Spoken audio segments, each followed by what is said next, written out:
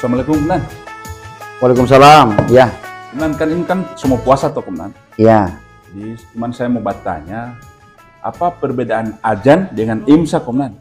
Apa perbedaan azan Azan dan imsak. dengan imsak? Oh iya. Ketika saat ini kita sebentar lagi insya Allah bertemu dengan bulan Ramadan, imsak itu adalah dalam bahasa ketika kita buka di dalam kitab-kitab fikih, ya, as-saumu wasyamu al-lughatul imsak.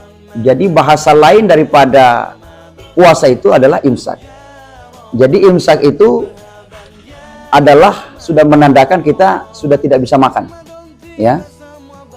Sehingga ketika pada saat ini kita pun diberikan suatu warning. Ibaratnya tanbih. Tanbih itu adalah peringatan. Nah, ketika untuk membedakan antara waktu batas kita makan dan tidak bisa lagi kita minum, yaitu adalah menunjukkan waktu azan. Ketika waktu azan berkumandang, maka itulah batas bahwa kita tidak bisa makan dan minum. Sehingga menjadi penanda bahwa imsak itu pada dimensi kita saat ini adalah bertanda bahwa kehati-hatian. Lebih baik ketika ada tanda imsak itu segera finishkan segala sesuatunya. Apakah dia makan, finishkan minum, cukup. Kemudian apakah dia mungkin merokok atau mungkin ada sela makanan cemilan yang lain, ketika batas itu hentikan aja. Jangan sampai tiba-tiba azan, akhirnya dia kebablasan dan bisa berdampak pada puasanya. Saya kira itu. Apakah pada zaman dahulu itu, pada saat zaman Rasulullah, azan baru ada yang makan? Masih ada yang makan, man. Ya, terkait pada zaman dahulu, itu pernah terjadi ketika sahabat masih sementara melakukan makan sahur, itu tiba-tiba Bilal azan. Allahu Akbar, Allahu Akbar. Nah, ketika Bilal azan ini, sahabat ini kan lagi asik. Akhirnya jadi seperti buru-buru semuanya. Bagaimana ini dimensi ini? Akhirnya terjadilah perihal di antara sahabat itu untuk ingin mengadukan peristiwa ini kepada Rasulullah SAW.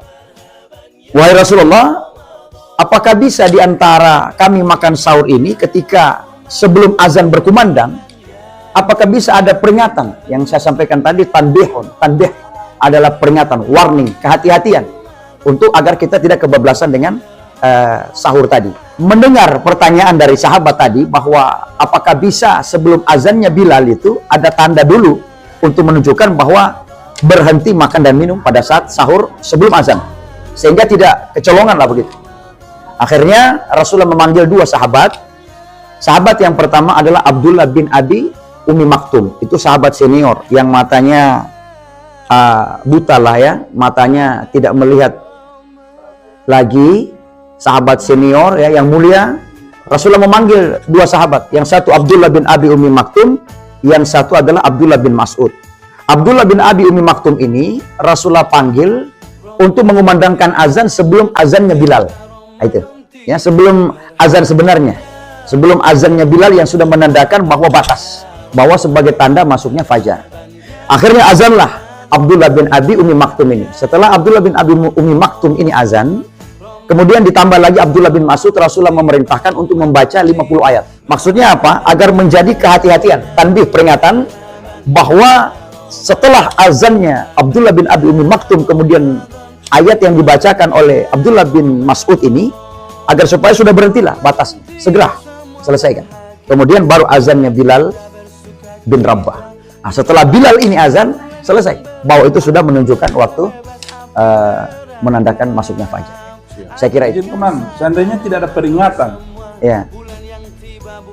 Seandainya kalau tidak ada peringatan, ya kita juga pasti akan kebablasan juga. Tiba-tiba azan, kita juga tidak ada tanda imsak, tidak ada diberikan tuntunan batas imsak, misalkan 4:34. Kemudian pada saat itu kita tidak bisa makan dan minum lagi, tidak bisa menyempurnakan lagi, menutupkan semua, memfinish aktivitas kita untuk sahur. Ketika tidak ada tanda itu, maka ketika tiba-tiba langsung menunjukkan azan, maka tentu bagaimana kira-kira kalau Pak Usman bisa rokok, tarikannya sudah dalam. Nah, tarikan rokok dalam, Allahu Akbar, Allahu Akbar. Nah, bagaimana ini? Sudah dalam. Dibuang atau Ditelan saja. Ditelan. Aldo. Dan tentu jangan berpatokan nanti selesai azan. Ada yang mengatakan saya nanti tunggu selesai azan baru selesai makan. Nah kalau masjid ini satu azannya baru mulai, masjid sebelah azannya baru mulai, masjid sebelah baru mulai. Nah sampai kapan selesainya? Ketika sudah ada azan berkumandang, pada saat itu hentikan batas makan dan minum di waktu sahur. Siap. Saya kira demikian. Terima kasih. Assalamualaikum warahmatullahi wabarakatuh. Waalaikumsalam.